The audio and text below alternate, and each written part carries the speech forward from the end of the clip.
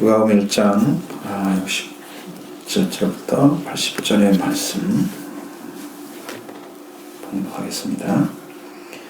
그 멋진 사가랴가 성령의 충만함을 받아 예언하여 이르되 찬송하리로다 주 이스라엘의 하나님이여 그 백성을 돌아보사 속량하시며 우리를 위하여 구원의 뿔을 그종 다윗의 집에 일으키셨으니 이는 주께서 예로부터 거룩한 선지자의 입으로 말씀하신 바와 같이 우리 원수에게서와 우리를 미워하는 모든 자의 손에서 구원하시는 일이라.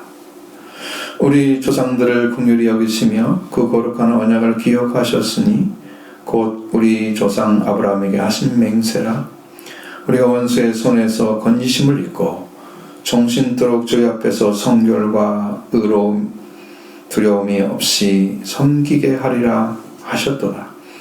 이하여 네가 지극히 높으신 이의 선지자라 일컬음을 받고 주 앞에 앞서가서 그 길을 준비하여 주의 백성에게 죄사함으로 말미암는 구원을 알게 하리니 이는 우리 하나님의 긍휼로 인함이라.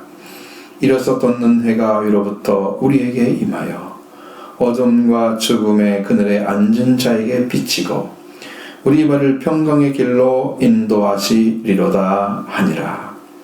아이가 자라며 신명이 강하여지며 이스라엘에게 나타나는 날까지 빈들에 있으니라. 아멘. 이 말씀을 이제 사가랴가 예언을 했는데 요한이라 쓴 서판에 쓰는 순간에 사가랴 입이 열리고 즉시 해가 풀려서 하나님을 찬송했죠.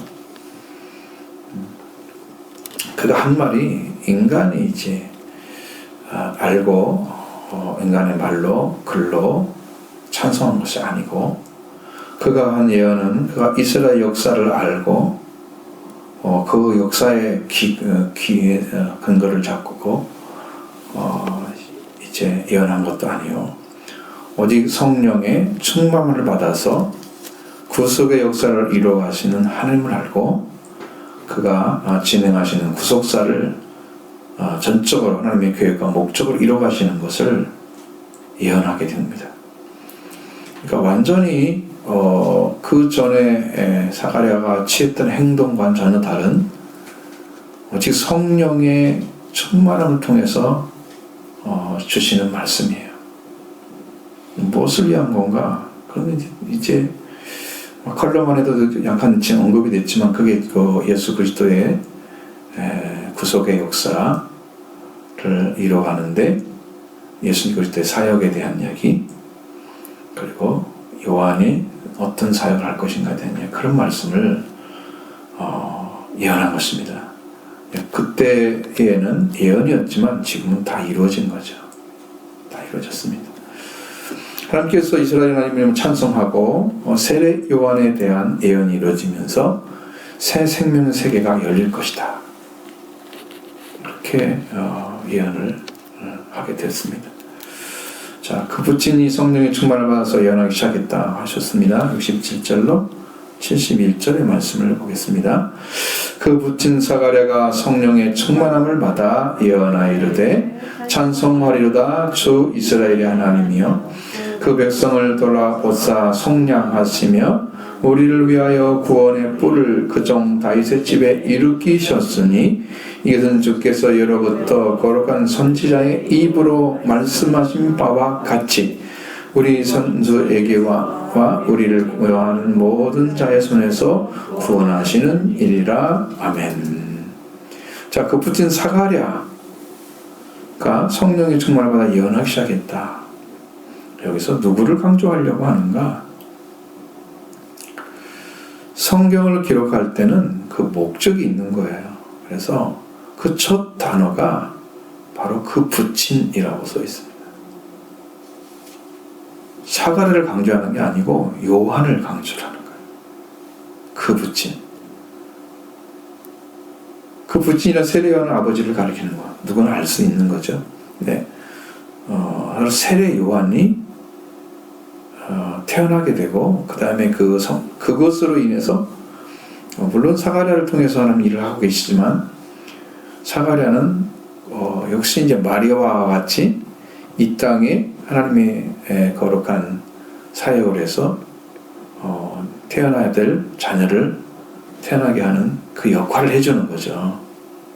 그러니까 사가랴의 사역은 거기까지입니다.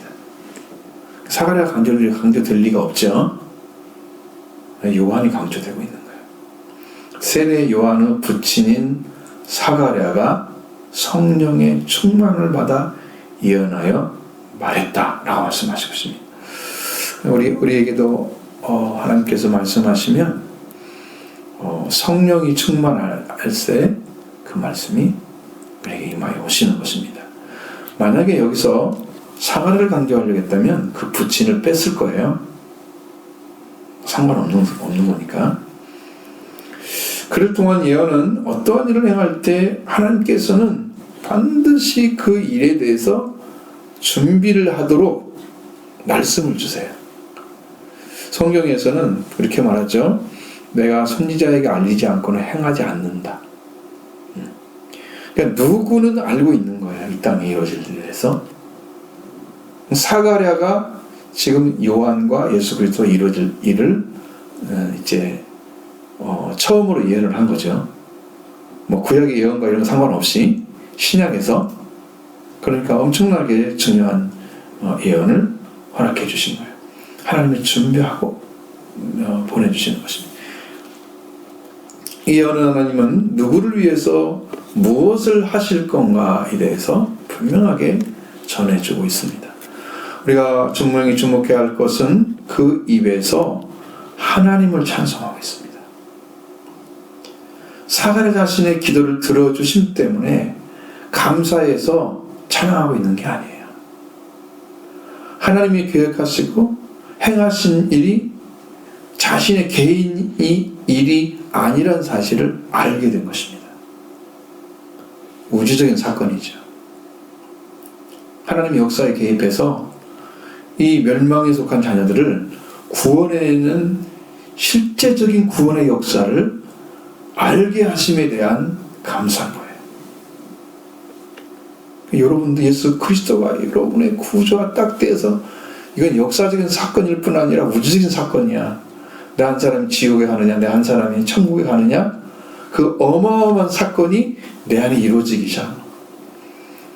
그것을 여러분이 만났을 때 하나님을 찬송하게 됩니다. 그분이 이렇게 나게 일을 행하셨구나. 이 우주적인 사건을 행하신 하나님, 구속사가 이 땅에서 이루어져서 우리를 구원하는 그 역사를 행하신 그 하나님을 사가랴는 알게 된 거예요. 성령을 통해서. 그래서 찬송하리로다. 그러면서 그 하나님을 부를 때 주 이스라엘의 하나님이여 라고 불렀습니다. 전적으로 하나님께서 계획하시고 이루시는 구속사가 펼쳐질 때 바로 사가랴의 아들 요한을 통해서 이루시는 하나님의 계획은 있었으셨지만 사가랴는 그 사실을 알 수가 없었습니다.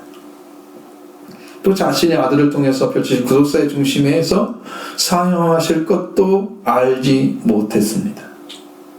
그는 이제 주 이스라엘 하나님께서 행하시는 일을 보게 될 것을 성령을 통해서 알게 되었습니다. 사가랴는 찬양받았습니다. 하나님이 주 이스라엘의 하나님인 것을 성령으로 알고 예언하죠. 찬송하리다 주 이스라엘의 하나님이여. 하나님을 찬양한 이유를 분명하게 알고 있었습니다. 이스라엘을 선택하셨던 하나님이 이스라엘을 바로 그를 통해서 민족을 이루게 하시고 그 거룩한 나라를 세우셨고 하나님께서 이스라엘을 통해서 구원하기를 기뻐하셨고 하나님께서 바로 이스라엘을 하나님이시고 그 가운데 예언을 하도록 구약의 선자를 세우시고 율법을 주신 하나님, 메시 약속까지 예언하도록 하신 하나님, 바로 이스라엘 민족 가운데서 선지자에게 예언하게 하신 하나님은 무슨 구속사를 완성하셔 이룰 때까지 그걸 다 알게 하신 하나님, 그 이스라엘 하나님이시죠. 하나님이 이렇게 준비를 하셨고 구체적으로 역사 가운데 구속사를 진행하고 계신 것을 심령에 딱 깨달아 알았을 때, 아 이거구나, 이게 하나님의 역사구나. 여러분이 이제 개인으로 살아갈 때는 그걸 모르죠. 근데 하나님이 큰 계획과 구속사 사역 가운데 들어와서 하나님께 여러분을 하나님의 나라에 개입하도록, 하나님 나라에 들어오도록, 그 가운데 살도록 해서 역사적인 사람이 되게, 우주적인 사역이 여러분이 이루어지게 하시면 여러분 그때부터 이제 감격이 넘치는 거예요. 아, 내가 이런 사람의 대상이었구나. 이런 사람으로 하나님 날 부르시는구나. 역사적인 사건이 일어난 거예요. 그렇게 놀라운 일을 이스라엘 하나님이 하고 계신 거예요. 이스라엘 가운데 오셔서 그걸 발견한 것입니다. 그래서 사울은 이것을 알고 하나님을 찬송하고 있습니다. 찬송하리라 주 이스라엘 하나님이여. 복되고 기쁜 소식입니다. 하나님께서 구속사를 진행하신 구속사가 이렇게 시작된 것입니다. 하나님은 그 백성을 돌보시어 속량하시며 우리를 위하여 구원의 뿔을 그 종 다윗의 집에 일으키셨으니, 자, 하나님께서 그 백성을 돌보셨다 그래요. 이 돌보셨다는 말은 돌보사 얘기되어 있지만, 이 돌보사라는 단어는 방문하다는 것입니다. 방문하다. 의미가. 그러니까 단어를 선택할 때 우리도 좀 정확히 선택을 해야 돼요. 돌봤다는 말은, 다른 곳에서는 이 단어를 똑같은 단어인데 임하셨다라고 번역해 놨습니다. 그러면 오셨다는 얘기잖아요. 그걸 다른 말로 하면 방문하다는 얘기예요. 근데 여기는 돌보신다고 얘기해서 놨습니다. 그러니까 이게 이해를 잘 못하죠. 하나님께서 그 백성을 방문하셔서 속량하시나요? 역사 가운데 들어오셔서 우리를 속량해 주실 것을 말씀해 주신 것입니다. 얼마나 놀라운 이야기입니까? 하나님이 역사 가운데 들어오셔서 이 멸망과 죽음의 세계에 속한 이 사람들을 속량해 주시는 은혜. 분명히 하나님께서 그 백성을 방문을 하셔서 속량하시는 거예요. 그 예수 그리스도가 이 땅에 실제로 오셔서 피 흘리시고 속죄를 이루실 것을 알고 있는 거예요. 근데 그 백성의 대상이 누굽니까? 이스라엘이잖아요. 이스라엘에게 주신, 이스라엘의 주이신 하나님께서 그 이스라엘을 방문하십니다. 오늘은 이스라엘이 뿐만 아니고 우리는 영적 이스라엘이잖아요. 하나님의 계획 속에 들어가 있으니까. 이스라엘을 잠깐 이렇게 시켜놓고 이방인들을 구원하기 시작하셨잖아요. 그러니까 거기는 잠깐 유보시켰다고 할 수 있는, 시켜놓고 다시 우리를 구원하신, 우리가 영적 이스라엘, 우리를 위해서 임하셔서 속량이 이루어지고, 예수 그리스도가 오셔서 그 피를 흘려서 속죄가 이루어질 것을 말씀해 주신 거예요.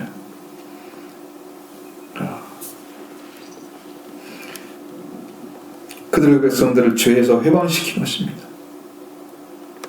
속량이란 단어가 몸값을 받고 종의 신분을 풀어 양민이 되게 하던 일, 이렇게 되어 있습니다. 여러분,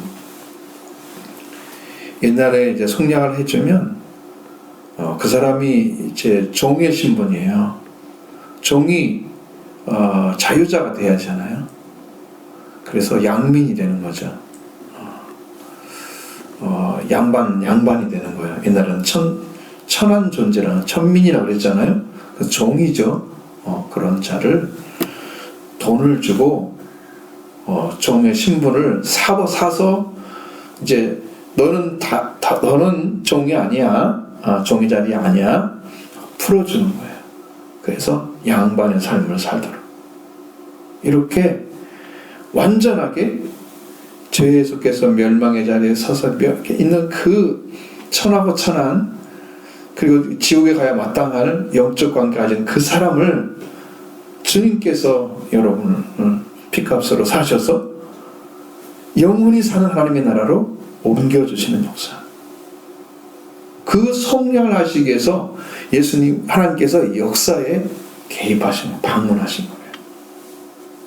그 역사를 우리 가운데 이루어 주셨고 지금 여러분들이 그 은혜를 입고 있는 거예요. 그래서 구원의 삶을 살아가려고 여러분 사는 것이죠. 살아가고 있는 것입니다. 우리는 여기서 우리라는 단어를 쓰잖아요. 사가를 포함한 이스라엘입니다. 이스라엘을 위해서 구원의 뿔을 일으키셨다. 그종 다윗의 집에. 여기 중요한 단어가 뿔이잖아요. 뿔. 구원의 뿔. 자, 성경의 쓰임을 읽겠습니다. 뿔을 높이 들리로다. 시편에 많이 써 있습니다. 이 말씀은 강해지고 높여지는 것을 의미합니다. 어떤 이의 뿔을 높인다, 뿔이 나게 한다. 자, 그러면 그를 높이고 힘을 주는 것을 의미합니다. 그럼 여기서 구원의 뿔 했을 때는 구원을 주시는 강력한 도우심을 얘기합니다. 능력을 의미하는 거죠. 그러니까 이건 뿔 그러면 이제 동물들의 힘이잖아요. 그걸 상징적인 단어로 사용하는 거죠. 가져오셔서 우리를 하나님께서 구원의 능력을, 그의 권능을 일으키셨다. 우리를 그 이스라엘의 구원을 주시기 위해서 하나님께서 강력한 능력으로 도우시는 일을 시작하셨는데 그 종 다윗의 집에 일으키셨다. 직접 역사 속에 들어오셔서 그 일을 진행하셨다는 거예요. 그러니까 여러분 지금도 성령께서 오셔서 그 일을 진행하고 있습니다. 자, 이것이 믿어지면 돼요. 지금 사탄의 역사가 굉장히 강해요. 여기 지금 이게 말씀 선포가 안 되고 있거든요. 여러분 마음으로 기도하시면서 들으셔야 돼요.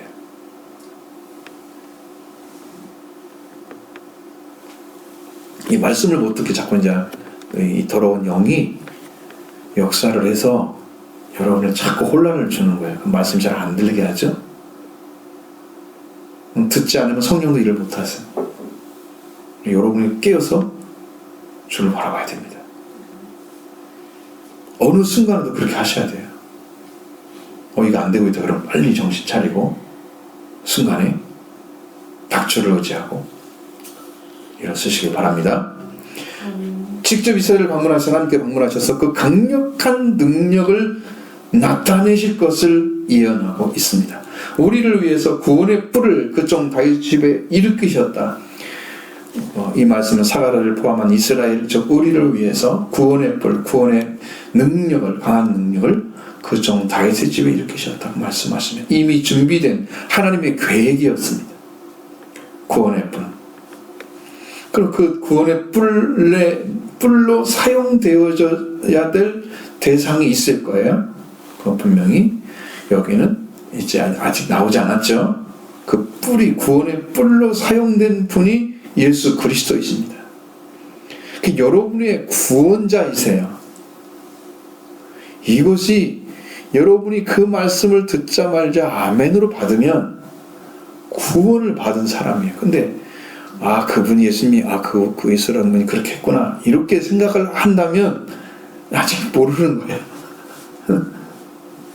그분이 누구라고요? 예수 그리스도이십니다. 구원의 뿔이십니다.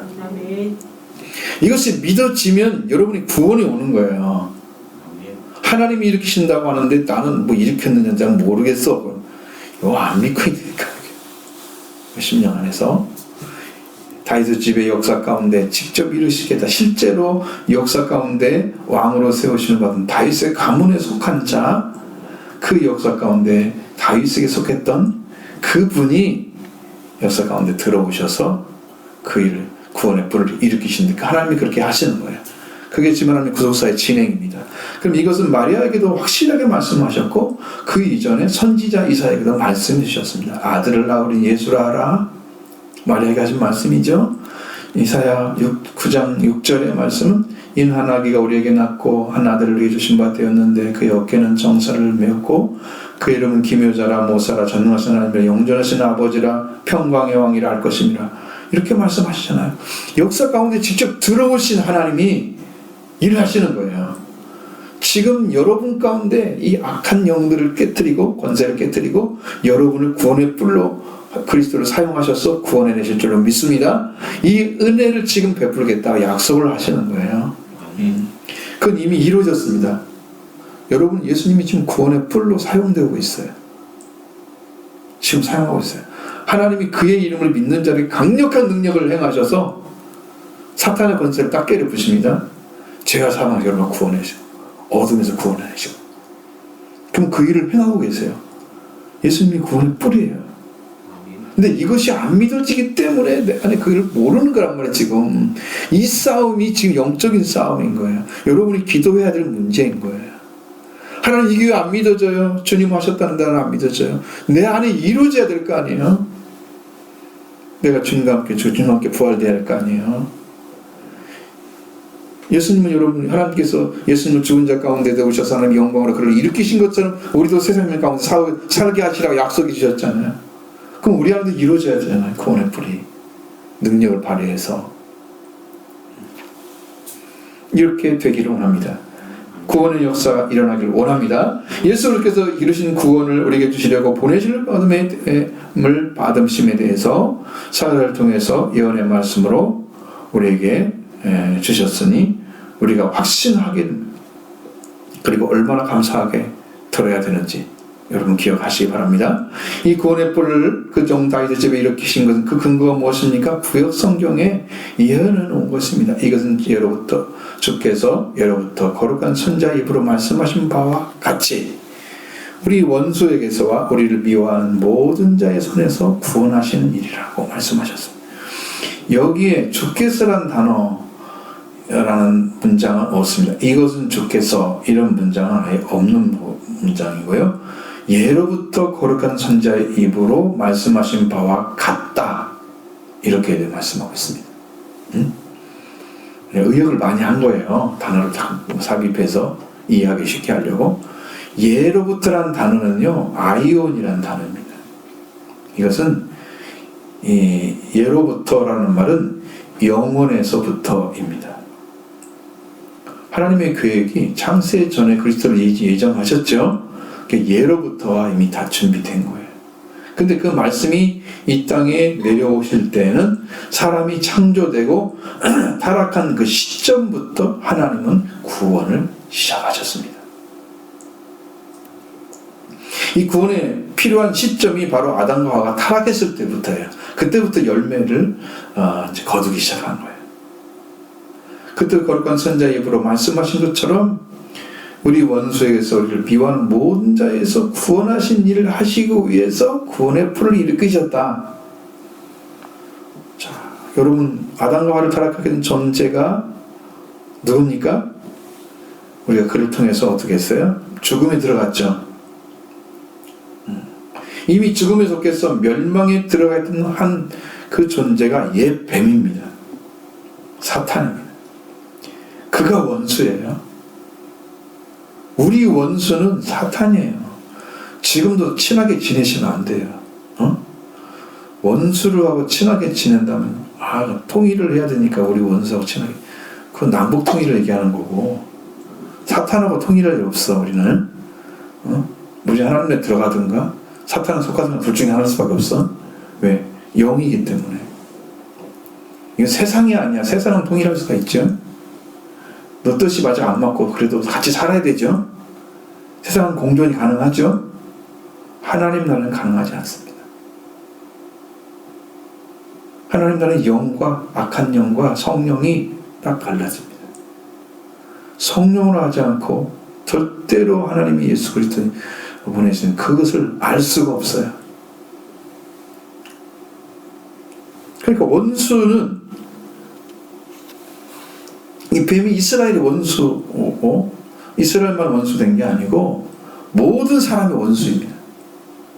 우리 원수는 사탄을 가리키고 있습니다.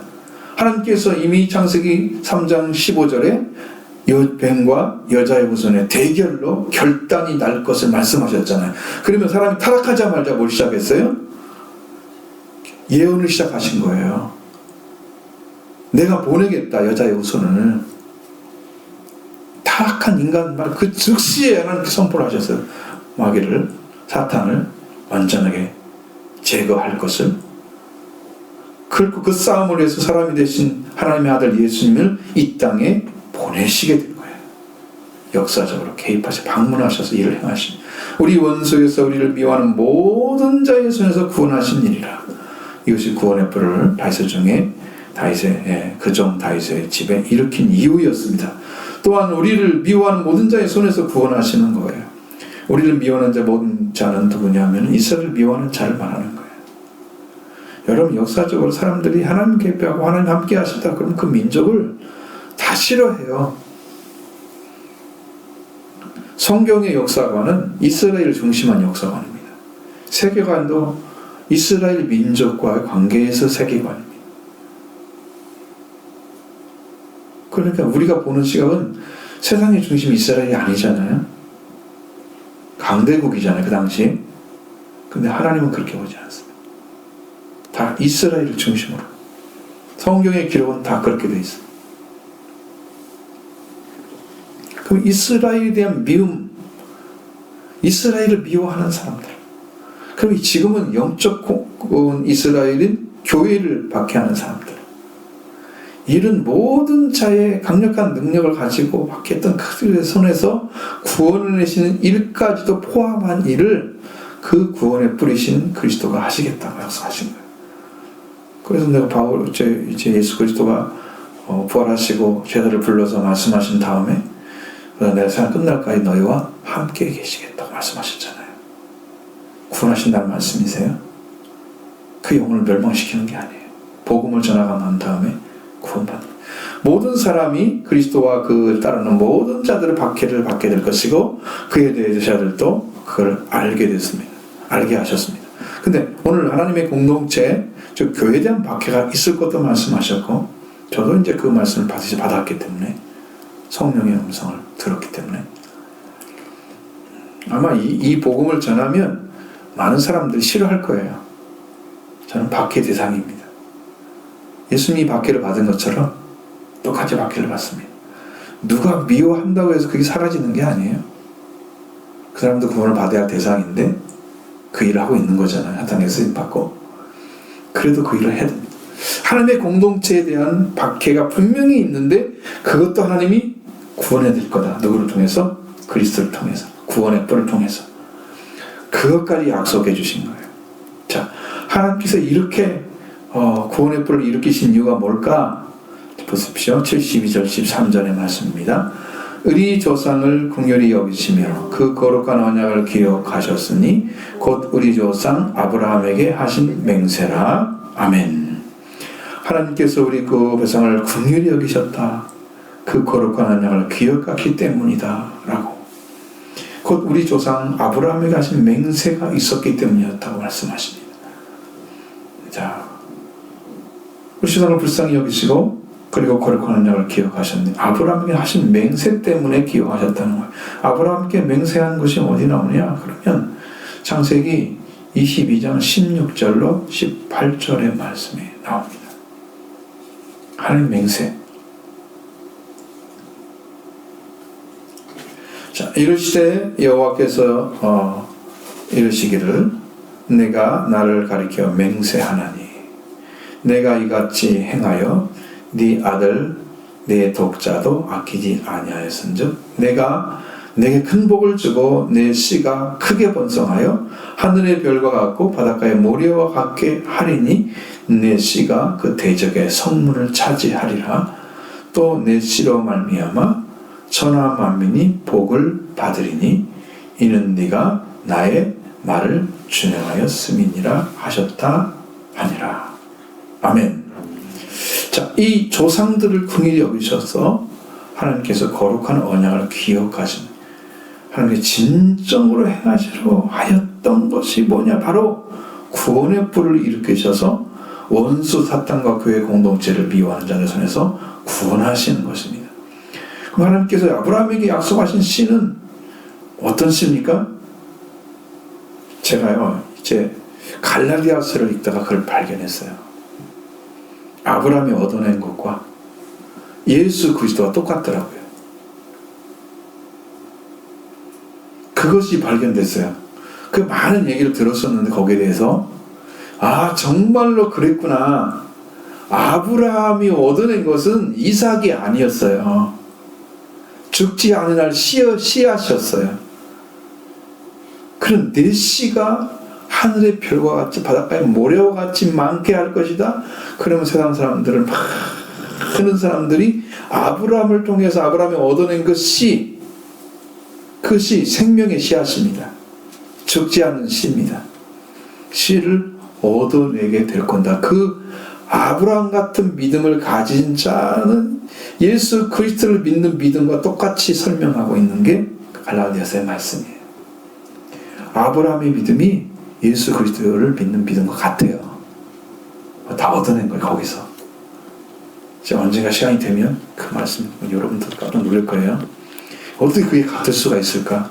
아브라함의 믿음이 질이 똑같아요. 예수 그리스도를 믿는 믿음과 아브라함이 하나님을 믿는 믿음과 똑같은 거예요.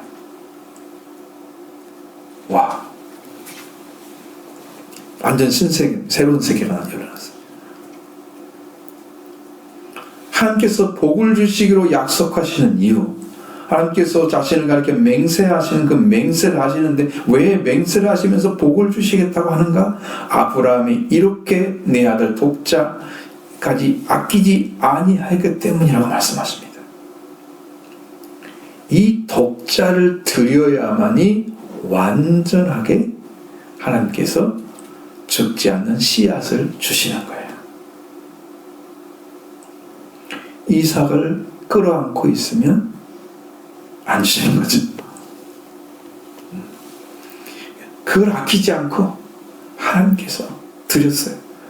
여호와의 명령, 아브라함은 여호와의 명령대로 번제를 드리라고, 아들을 드리라고, 모리아산으로 가서 드리라고 말씀하시는 그 아들을 진짜 독자 이삭을 번제할 양으로 드리려고 정말 칼을 들고 그를 잡으려고 했을 때 하늘에서 소리가 나서 아브라함을 부르시죠.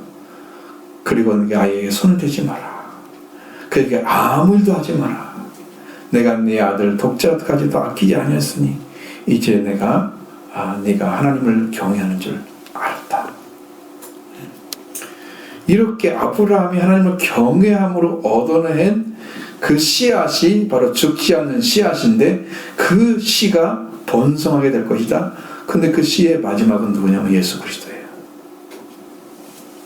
예수 그리스도를 통해서, 예수 그리스도를 믿는 자의 그 믿음을 통해서 아브라함이 얻어낸 씨앗이 바닷가의 모래처럼 하늘의 별처럼 많게 하실 것을 말씀하신 거예요. 여러분이 그 씨를 갖고 사는 거예요. 요게 깨달아져야 되는데.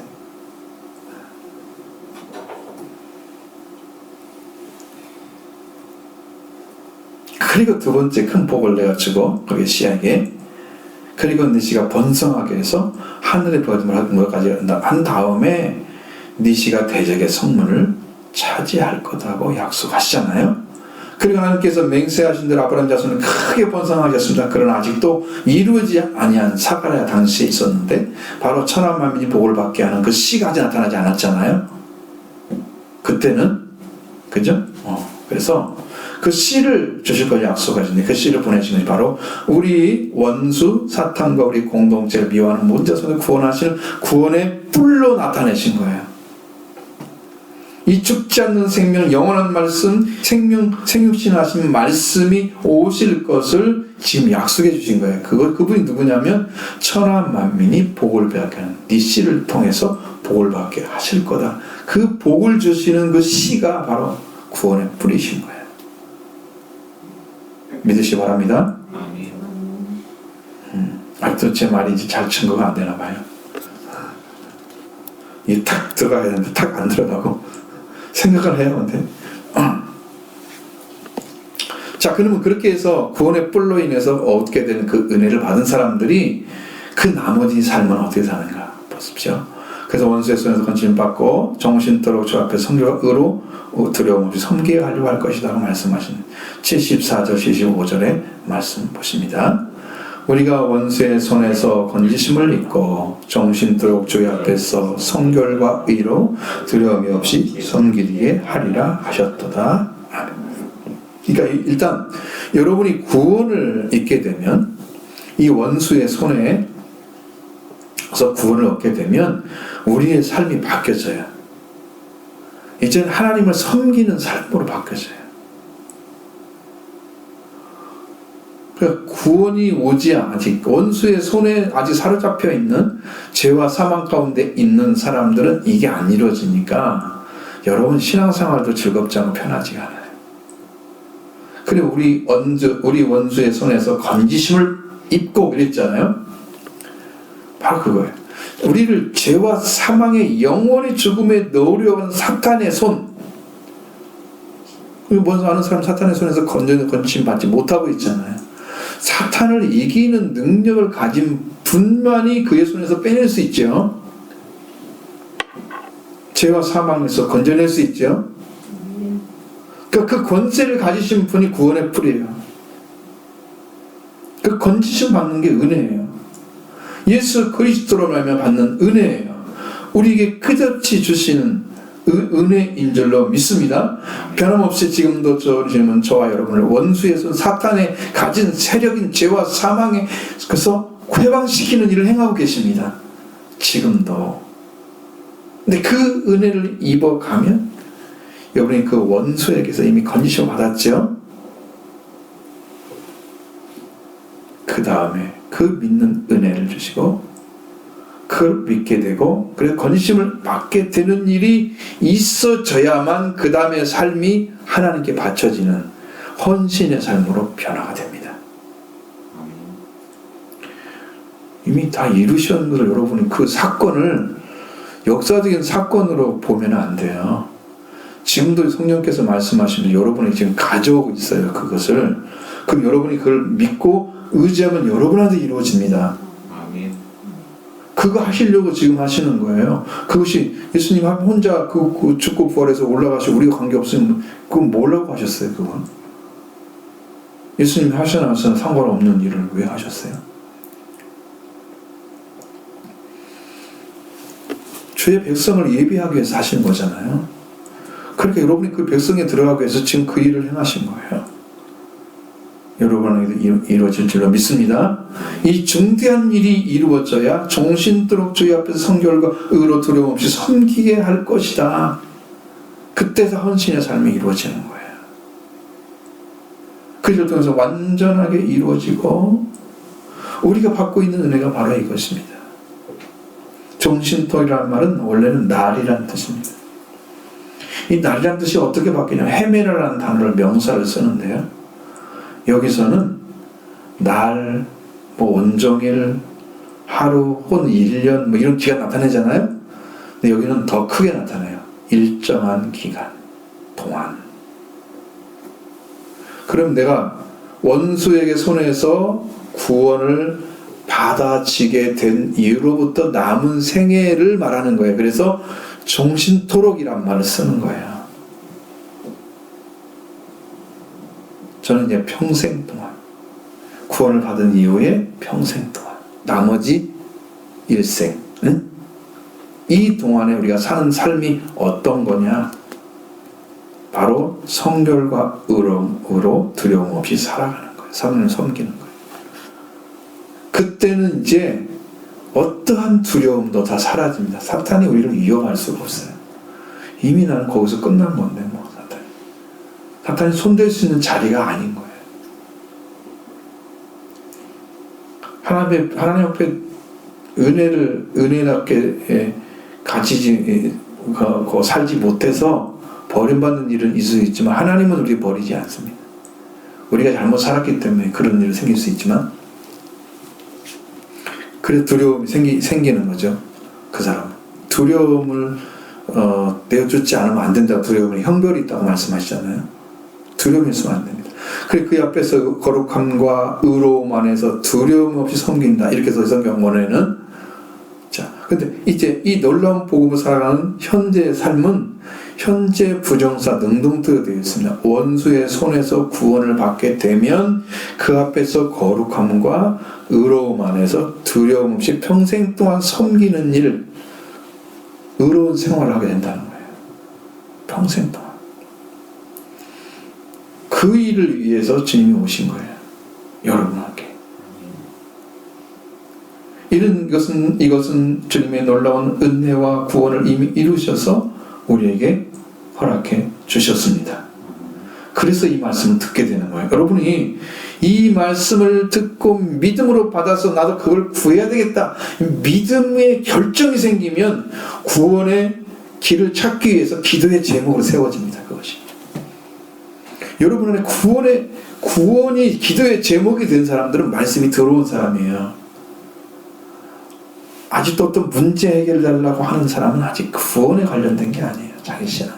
자기 중심적인 거예요. 신앙. 어린 신앙이죠. 여기는 아닌 거예요.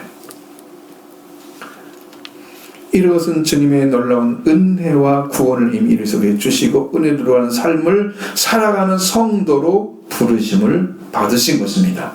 여러분들도 이제 이러한 은혜를 딱 잊게 되면 선택이 이루어진 거예요. 택하심, 성경이 말하는 소위 택하심이 이루어진 거예요. 이제 속죄와 부활이 이루어지면, 예수님 통해서 구원이 얻게 되면 거기서부터 이 거룩한 삶이, 성결이라는 말, 의로운 삶이 돼서 두려움이 없이 하나님을 섬기는 그 삶으로 내 생애가 쓰임받게 됩니다. 그게 의로운 삶인 거예요. 이 복을 누리기를 원합니다. 이런 삶이, 여러분의 삶이 계속된, 이게 우리의 삶이에요. 구원의 풀을 통해서 우리한테 알아가시는 삶입니다. 이런 복이 함께 하기를 원합니다.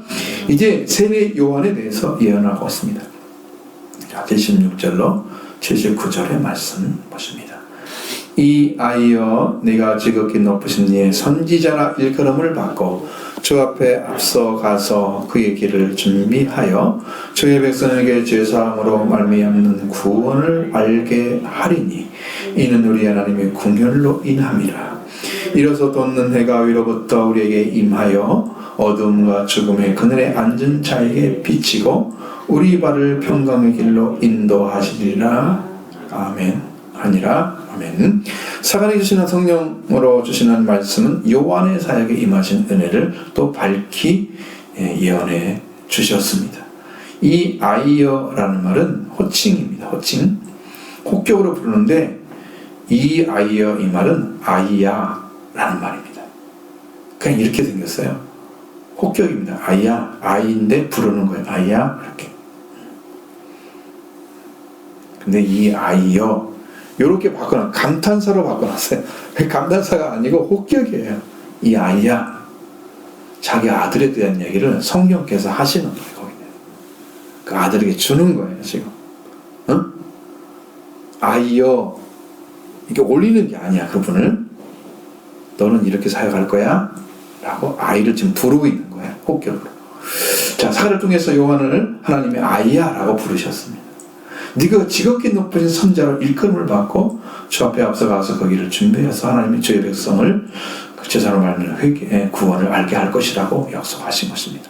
이 지극히 높으신 이가 바로 직위를 가리켰습니다. 직위라는 직위. 얼마나 높으냐? 아무리 높아도 지극히 높으신 이에 설 수가 없는 거예요.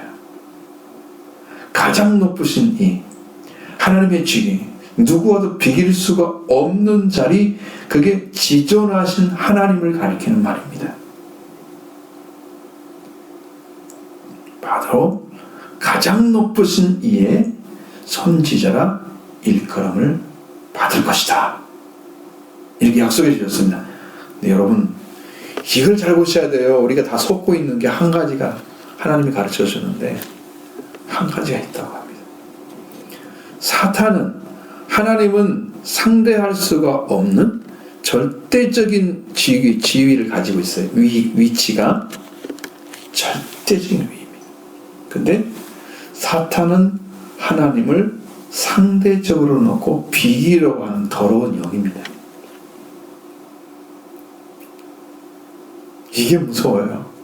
그러니까 여러분이 지금도 하나님의 영을 받으면 하나님을 절대로 높이고 하나님을 경외하는 자리에 서지만, 지금도 아직 성령을 받지 못한 사람들은 하나님을 절대 위치에 놓지 않아요. 상대적인 위치에 놓아요. 그러니까 여러분도 내가 믿고 싶은 대로 믿는 거예요. 그 말씀에 순종하지 못하면 내가 눈물을 흘리고 회개를 해야 할 것이 아니고 그냥 지나가는 거야. 응? 그게 그것인지 몰라. 사탄과 똑같은 거야. 상대적으로 놓는 거예요. 자기를 부인하지 않고 믿을 수가 없다고, 자기를 부인하지 않고 자기 마음대로 믿으면서 하나님 섬긴다 그래. 자기 신앙만 가지고 섬긴다 그래. 사탄이 주는 말이야 그게. 하나님 말씀이 아니에요. 하나님의 지기는 누구도 견딜 수가 없는 가장 높으신 자리에 하나님이 계시는데, 우리는 그걸 내려놓고 나하고 그분하고 비기려고 그래. 내가 하나님 말씀 순종해도 되고 안 해도 되고 내가 결정을 해. 이게 하나님을 아는 지혜가 사라짐으로 하나님을 떠난 인간이 가지고 있는 위치예요. 사탄이 그렇게 만들었어요. 근데 그것을 그대로 가지고 있으면서 그렇게 섬기고 있는 사람들은 지극히 높으신 선지자가 말씀하신 말씀을 듣지를 못하는 거예요. 이번 금요일날 공부했을 때 잠깐 말씀드렸죠. 제가 이유가 있어서 말을 한 거예요. 거기에 대해서. 이것만 정확히 안다고 하면 여러분의 위치가 바뀔 거예요. 아, 내가 지금까지 잘못 알고 살았어. 사탄이 하는 것처럼 하고 사는 거야. 자기중심적 신앙 가지고 자기 신앙만에 맞게 적당히 사는 거지. 말씀 앞에 무릎을 꿇지 않았어요. 아브라함이 찾은 생명과를, 그 아들을 찾으려면 아브라함이 아들이라도 바칠 정도로 독자 이삭도 바치는 10년까지 찾아줘야, 그래서 그냥 다 내려놓는 거야. 아들과 다 내려놔버리면 다 내려놓는 거죠. 더 이상 내려놓을 게 없죠. 그렇게 해서 하나님을 경외하는 자 찾아서 생명을 얻어, 죽지 않은 생명을 얻어낸 건데, 이런 위치를 찾으려면 100% 순종해야 됩니다. 절대적인 자리에 하나님을 두시고 바라볼 수 있는 그 자리를 찾아내야 되는 거예요. 상대적인 자리를 찾으면 사탄과 똑같습니다. 그래서 성도들의 삶이, 이 자리를 찾기 전까지의 삶은 아직도 신앙이 아닌 거예요. 그거냐, 신앙을 찾아가는 거예요. 내려놓지 않는다는 게, 이것은 엄청난 죄악입니다. 섬길 줄 알면서 섬기지 않는 게 죄라 그랬잖아요. 경건한 삶 안 살. 하나님 앞에 순종하지 않고 내려놓지 않는 그 자체가 죄를 짓고 있는 거예요. 그러니까 그 삶이 굳어지면 여러분 멸망받게 되는 거죠. 여러분 이것을 통회하기를 바랍니다. 심령의 회개가 일어나기를 바랍니다. 나도 사탄과 같이 살았구나. 하나님 상대적인 놓고 적당히 내 맞춰서 내 필요에 따라 하나님 구하고. 제가 그게 보였습니다. 하나님. 깜짝 놀랐어요.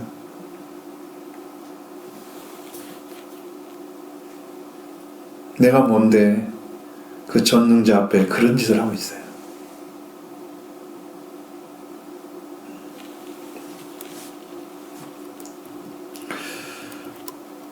그래서 절대적으로 높으신 그 위치를 찾으신 사람만, 그 하나님이 그분이 아는 사람만 하나님 앞에 절대 높으신 분으로 이게 하나님이 드려지고, 그래서 하나님이 지혜의 근원 되시고 지식의 근본이 되셔서 우리 하나님이 경외하는 게 지혜의 근본이라고 그랬잖아요. 그 지혜를 찾게 되는 거예요. 그때서 비로소. 그분을 그렇게 알지 못하는 건 다 무지예요. 영적 무지. 자문서가 다 해석이 되는 거예요. 지금.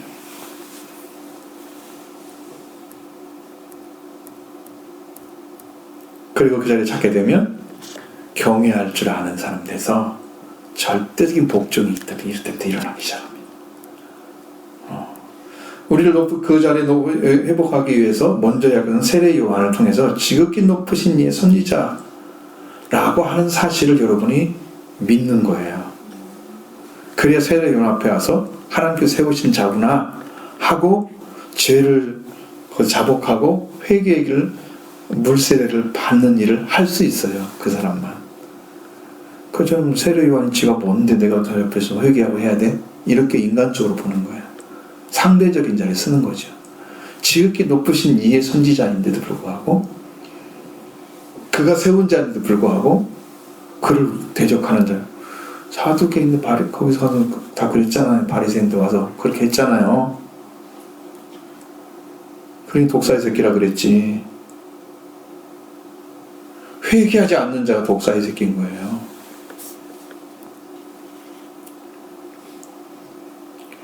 이렇게 준비가 되는 사역이 바로 물로 세례를 주어서 회개하는 사역입니다. 주의 백성으로 준비하는 사역이죠. 오늘 우리에게 물로 세례를 주시는 회개는 이제는 말씀을 들음으로 회개하기 시작하는 사역입니다. 지금 물세례를 이렇게 주는 게 아니잖아요. 그때부터 구원이 시작될 것입니다. 에베소 5장 26절의 말씀처럼 물로 씻어 말씀으로 깨끗하게 하사 거룩하게 하시고, 일이 시작되는 거예요. 세례 요한의 세례가 물로 씻는 사역입니다. 그걸 말씀으로 받게 되면 내 심령도 씻어져요. 물로 씻어. 그럼 말씀, 이게 말씀이 성령인데 죄사함과 부활을 은혜를 입어서 바로 깨끗하게 되어지면 말씀이 오는 거예요. 그럼 말씀의 사역이 성령 사역이에요. 그것을 오시면 흠이나 티나 주는 것이 영광스러운 교회로 세워지는 거예요. 이게 두 가지가 한꺼번에 일어나야 되는 거예요. 세례의 사역이 이루어지는 바로 이것이 주의 앞에서 그 길을 준비해서 주의 백성에게 그 죄사함으로 말미암는 구원을 알게 하는 사역이라고 했죠. 죄사함으로 말미암는 구원이라는 것을 알게 해준다는 거예요. 그러니까 물로 씻음을 먼저 받아야 되겠죠. 그래야 그 다음에 성경에도 그렇게 나와 있어요. 딱 그렇게 두 가지로 나와 있어요. 처음에 세례 요한도 하는 말은 나는 너희로 회개하게 해서 물로 세례를 주려거니와 내 뒤에 오시는 이는 능력이 많으신 나는 그 신들매도 풀리지 못하겠다. 그는 불과 성령으로 세례를 주실 것이요. 알고 이렇게 말씀 쭉 하시잖아요. 그냥 불과 세례로 딱 넘어가 버리는 거예요. 중간에 뭐가 없어요? 예수 그리스도의 사역이 없잖아요. 그냥 불과 성령을 세례 주시는 사역으로 끝나면 안 되죠. 우리 속죄가 없잖아요. 회개하고 나니까 누구를 알아야 돼? 거기에 나보다 능력이 많으신 그 능력, 죄사함을 주시고 부활시키는 능력을 사용하셔서 우리를 불과 성령을 받는 그것으로 열매가 완전하게 되는 것으로 인도를 해주시는 거예요.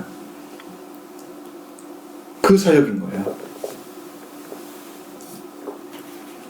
자, 요한의 사역이 이루어지는 것이 바로 주 앞에 앞서가서 그 길을 준비해서 주의 백성에게 죄사함으로 구원을 받는 것을 알게 하는 것인데, 요한복음 1장에도 그는 빛이 아니요 빛이 되어 증거하는 자라, 이와 같은 거예요.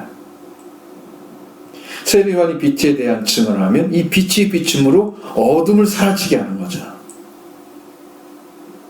어둠이 없어 빛에 들어가야 구원을 입었어요. 그래서 모든 걸 밝히 보고 하나님도 알고 생명도 알고 이게 구원도 알게 되는 거예요. 안 보이면, 그 말씀에 비춰서 회개하지 않으면, 여전히 죄 가운데 있으니까 예수를 믿지 않으니까 구원이 안 이루어진 건 똑같은 거예요. 요한의 말이 빛이나 그게 동일한 의미입니다.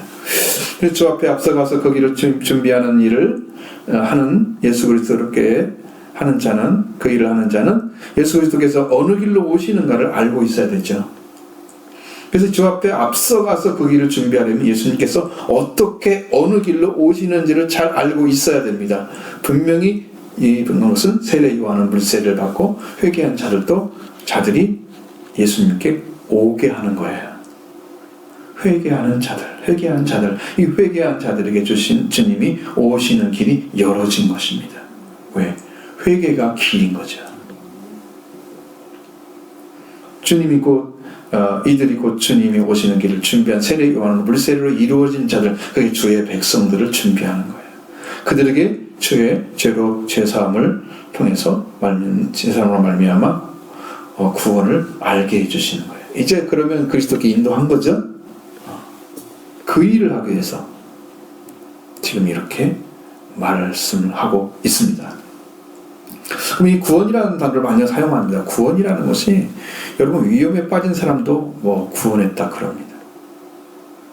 여러분 병 고침 받은 사람도 성경이 구원했다 그럽니다. 그러니까 이 구원의 사역이 속죄와 부활까지 이어진다는 단어를 이제 쓰는 것이 이제 제일 중요한 단어인데 그렇게 이해를 하지 못하죠. 우리말의 기독교적인 구원의 의미는 인류를 죽음과 고통, 죄악에서 건져냄.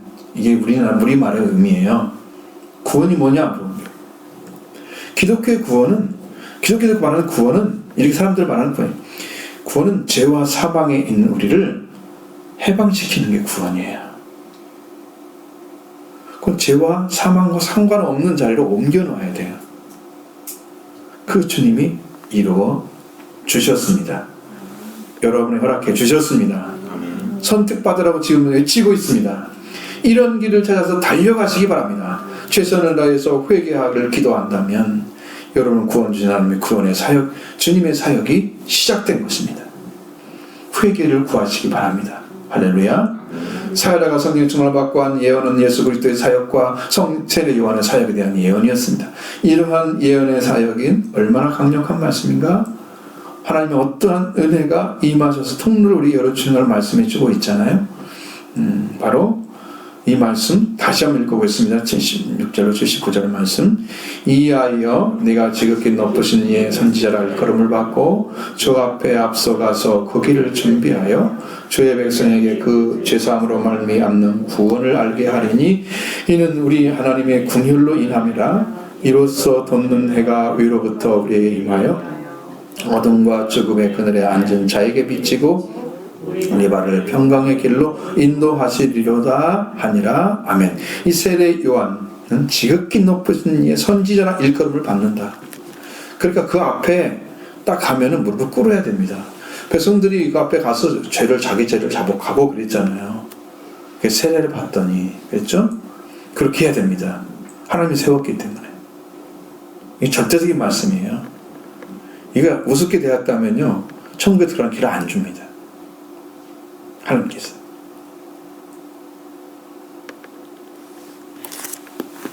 세운 자의 위치를 알아야 되지. 그거 모르고 그 신앙생활 하면 여러분도 동일한 역사가 나요. 그게 뭔가를 몰라요. 이렇게 행하시는 것은 그 하나님께서 긍휼로 인한 것이라 말씀하셨습니다. 제사함으로 말미암는 구원은 우리 하나님의 긍휼 때문이었다. 불쌍히 여김이, 하나님의 불쌍히 여김이심이 우리를 구원의 길로 인도하시는 하나님의 성품입니다. 하나님께서 우리를 불쌍히 여기심으로 제사함을 없는 구원을 베푸시는 바로 그 성품입니다.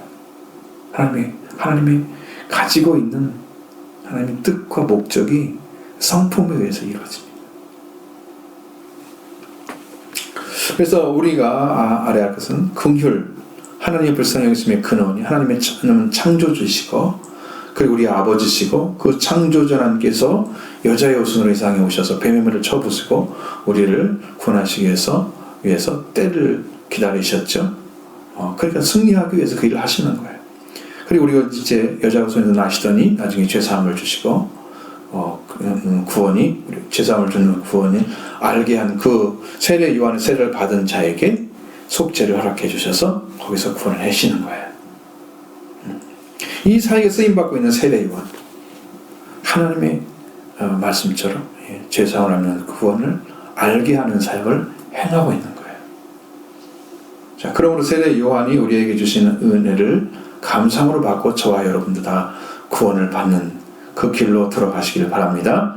그래서 하나님의 참된 아들과 딸로 불려지고 세워지고 참된 자유를 누리는 이제는 진리를 아는 자가 될 줄로 믿습니다. 함께 참여하기를 원하시면 아멘 하십시오. 아멘. 함께 참여하기를 바랍니다. 이 길이 누구의 길이 아니고 그럼 우리 하나님의 불쌍히 여기심으로 제사함으로 말미암는 구원을 알게 하시는 선포를 세례 요한을 통해 주셨고 이 구원이 이루어지는 자들에게는 어떠한 영적 환경의 변화가 오는지를 말씀해 주고 있습니다. 여러분 이로써 돋는 해가 위로부터 임하여 어둠과 죽음의 그늘에 앉은 자에게 비치고 우리 발을 평강의 길로 인도하리로다. 이 말씀과 같이 이루어집니다. 이것은 해의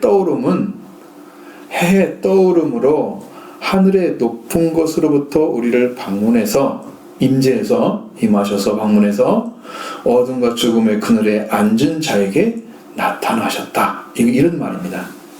이 말씀이.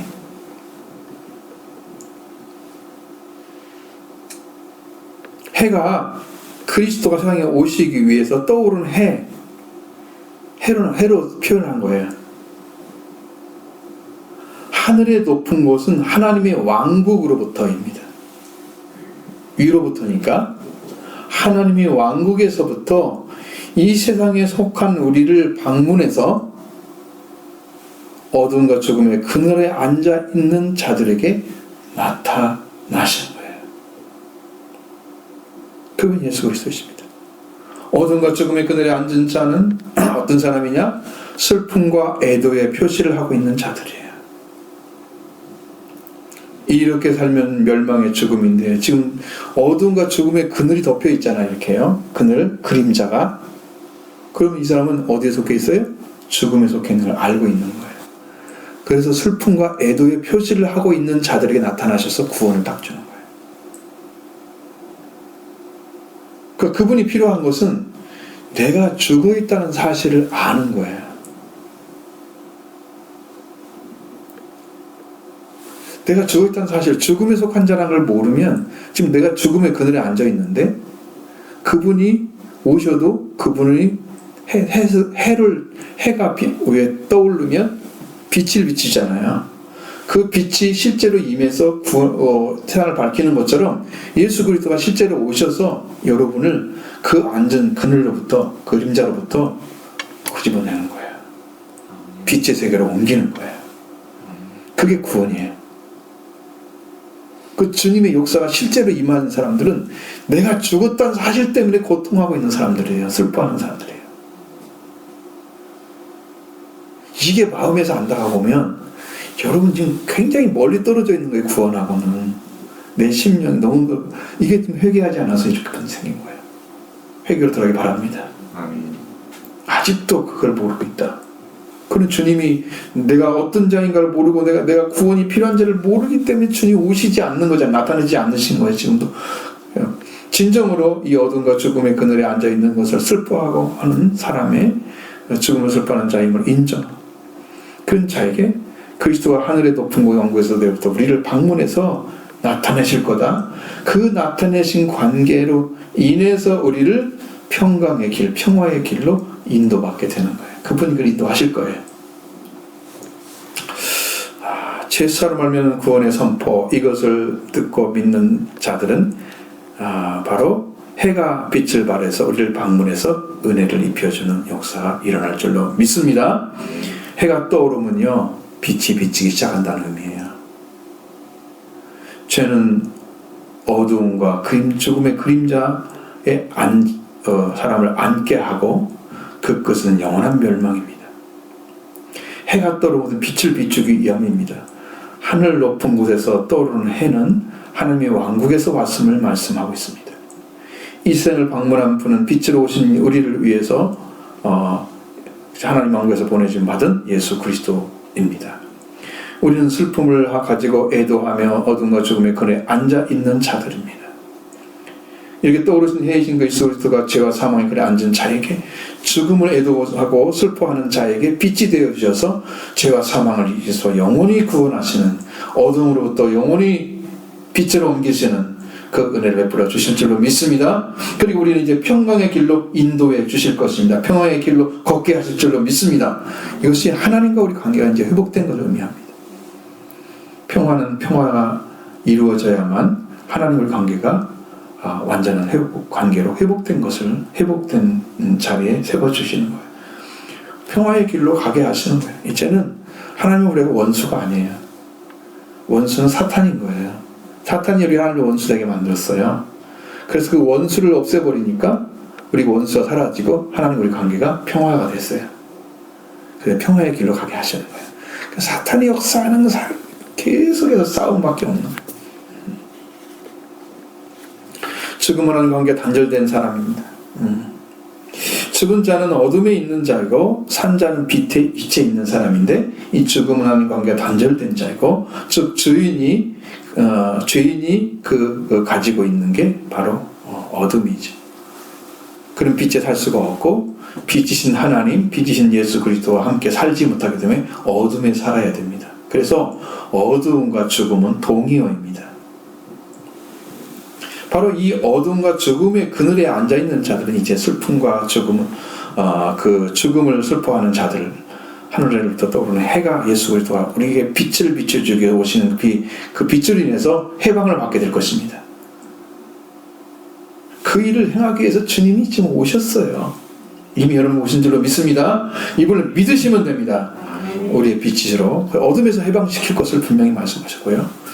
그 영원히 평화의 길로 인도받으실 것입니다. 할렐루야. 이렇게 사가랴 예언을 통해서 예수 그리스도 그리고 요한의 사역에 후에 이루어지게 돼서 소망의 말씀을 허락해 주셨습니다. 마지막 80절입니다. 아이가 자라며 심령이 강하여지며 이스라엘에게 나타난 날까지 빈들에 있으니라. 아멘. 이 아이란 단어가 또 써 있잖아요. 앞에 사가랴도 아이야 이렇게 불렀잖아요. 그것처럼 이 아이는 67절에 그 부친 사가랴가 성령의 충만을 받아 예언했다. 그 부친이라고 하는 것은 엘리사벳이 낳은 아이의 부친이죠. 그러면 그 이름을 쭉 따라가면 요한인 거죠. 엘리사벳과 함께 이름을 지었던 그 아이 이름이 요한입니다. 그래서 80절의 아이는 바로 세례 요한인 거고요. 세례 요한이 자라며 심령이 강하였지만 이스라엘 나타나가 빈들에 있다고 말씀하고 있습니다. 이 자란다는 말은요, 미완료 능동태예요. 계속 자라고 있는 거예요. 아이가 자라면서. 그럼 뭐가 자라는 거예요? 몸이 자라는 거죠. 몸만 자라면 안 되죠. 영이 자라야죠. 몸은 스스로 자라죠. 그래서 미완료를 계속해서 아직 완료가 되지 않았어. 아직 안 자란 거야. 아이가 자라가는 거야. 지금 자라가고 있으며 이 말이에요. 심령은 우리말로는 심령이라고 써있지만 여기는 영이에요. 푸뉴마예요. 푸뉴마. 명사예요. 푸뉴마. 명사. 영이 강하여지고 있다고 해요. 이 강하여진다는 말도 크라타이오오라는 단어로 쓰는데 미완료 수동태예요. 에크라타이오토입니다. 강하게 하다. 이것도 미완료예요. 그러니까 몸이 점점 자라는 것도 미완료고 영이 더 강해지는 것도 미완료예요. 그러면 그가 주 앞에 나타나는 그날까지는 그는 계속 자란다는 의미예요. 키는 어떨지 모르지만 영은 계속 강해지고 있는 거예요. 점점 튼튼해지고 강하게. 근데 강해진다는 말이 여기는 미완료인데 수동태로 되어 있습니다. 몸이 자라는 것은요, 능동태로 되어 있습니다. 미완료지만. 그러니까 거기는 스스로 자랄 수 있지만 영은요, 스스로 자라는 게 아니에요. 자라게 하신 이에 의해서 자라는 거예요. 태초부터 성령이 충만한 바로 요한이 성령에 의해서 자라고 있다는 사실을 말씀하고 있는 거예요. 그래서 이렇게 구체적으로 말씀을 드리는 거예요. 그 의미가 없다면 말씀할 필요가 없죠. 그냥 읽으면 되죠. 그래서 그 몸이 자라는 동안에 영이 강해진 생활이 계속되어서 이스라엘에게 나타나는 날까지 광야에서 생활을 했다. 사람의 가르침 안 받고 성령의 인도를 받은 사람이다 이 말이에요. 그 광야 생활을 통해서 먹었던 음식은 메뚜기와 석청이었다고 말씀하고 있죠. 그는 엘리야와 같은 약태토롯을 입었다고 말씀하고 있죠. 마태복음 3장 4절에 기록되어 있습니다. 이렇게 요한의 몸이 자라고 영이 강해지면서 그가 이스라엘에 나타난 날까지 빈들 즉 광야에 있었다. 그러면서 이제 주의 길에 앞서가서 주의 길을 예배하는 일이 시작되는 것입니다. 이렇게 요한은 준비되어 가고 있고, 그래서 오늘 우리가 사회를 통해서 성령의 충만해서 하는 예언을 잘 들었습니다. 이 말씀을 듣고 우리에게 오신 예수 그리스도를 영접하는 소망이 10년 가운데 일어나기를 바랍니다. 구원의 뿔로 오신 예수 그리스도와 여러분의 심령에 들어오셔서 그 뿔의 능력을 사용하셔서 구원을 주실 줄로 믿습니다. 간절하게 구하는 자에게 오실 줄로 믿습니다. 해가 비치는 것처럼 비치셔서 하나님께서 그 구원의 역사를 이뤄가실 것입니다. 죄사함을 위하는 구원을 받고 구원을 알고 회개의 세례를 받고 그리스도에서 죄사함을 받고 그 열매 맺는 성도가 다 되시기를 바랍니다. 아멘.